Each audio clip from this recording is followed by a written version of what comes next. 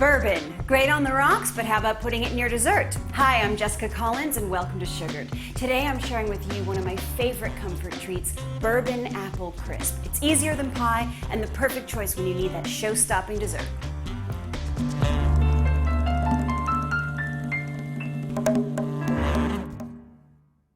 Okay, we've preheated our oven to 350 degrees and now we're going to start with the topping. First, we're going to combine the sugars. Now, I like to use equal parts white sugar and brown sugar, but you can use whatever you have on hand. But today we're using equal parts. So we're going to add that to the bowl. And now we're going to combine our flour and our salt. And just mix that up with a whisk. I'm using a whisk, but you could use a spoon, whatever you like to mix things with. And now for the butter. I always use unsalted butter in all my baking because I like to be able to control the salt that goes in my recipes. And we want the butter to be cold. That's really important. That's what's going to give us that crisp crumble that we're after. So I'm going to add this. I've cut it into 1/2-inch squares. Now, some chefs aren't comfortable using their hands when they cook. I'm not one of them. I like to get in there and get personal with the food that I'm cooking. With clean hands, of course. That's important. And we're just gonna work that in here. And we want to break up these squares into tiny pea-like pieces. Just keep working them in. We're trying to form moist clumps. This is a great recipe to start with if you're new to baking. People sometimes tell me that they're nervous about baking because it's so precise and scientific, and that is true if you're making something like bread or soufflés, but this is just easy and fast. Really, anyone can make this recipe. Okay, that looks about right. So I'm gonna set this aside and we'll start on our filling as soon as I wash my hands. One of the things I like to do is use a combination of apples. I think it gives great depth and flavor. You can use any variety you like, and what I like to do is go to my local farmer's market and just walk around and see what's beautiful and fresh and in season, of course. So today, I found some Granny Smith apples. This is kind of my go-to baking apple. It's tart and it keeps its firmness really nice. Pink Ladies, these are sweet and they've got a spice to them, and some Fuji apples for sweetness. So I've already peeled and cored some apples and I've got them soaking in water so they don't brown on me. And we're just going to start to slice. I like to slice my apples really thin. That way they bake off really nice and tender and they form beautiful layers under the topping. All right, I've got all my apples sliced. I'm transferring them to a large bowl. Now we're gonna add some fresh lemon juice. Always use fresh lemon juice. It makes a huge difference in your baking. Just give that a light toss. Now for my favorite part, the bourbon. And you can use any kind of bourbon that you like. If you don't have bourbon in the house, feel free to use whiskey. Even a dark rum would be really nice in this. So we're just gonna add that. Just give that a light toss. So we're gonna set that aside. All right, let's start on the sugar mixture.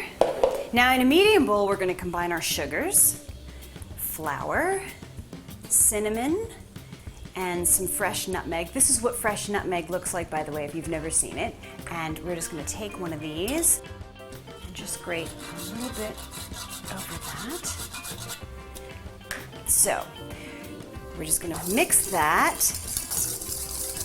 Great, we're gonna set that aside just for a second while we add our dried cherries to the apples. I love adding dried cherries to this. It just adds a nice pop of color. Okay, and we're gonna add our sugar mixture to that.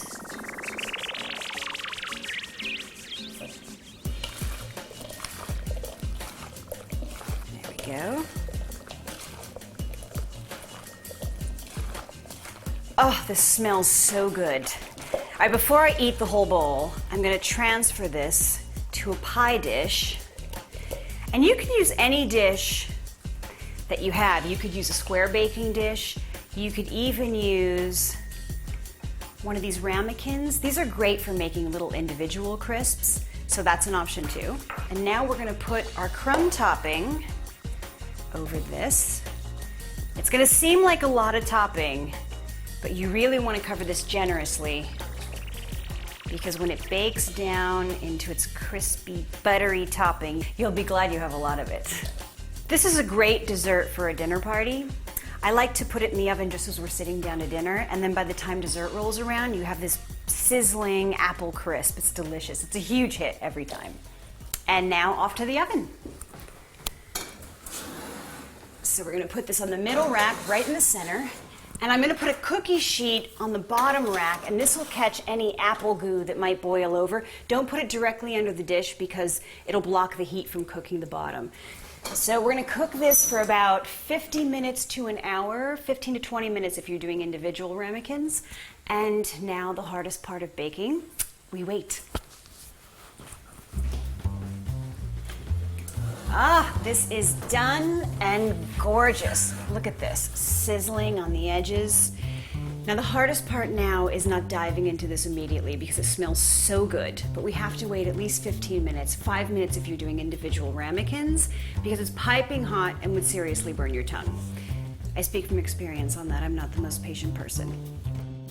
Okay, it's been about 15 minutes. We want to serve this warm, and we're gonna cut into it now. First scoop. Oh, beautiful. The apples look great, the sugar's caramelized, just gorgeous. Now I like to serve this with a scoop of vanilla bean ice cream and just a sprinkle of cinnamon. Gorgeous. Bourbon apple crisp. More proof that everything is better sugared.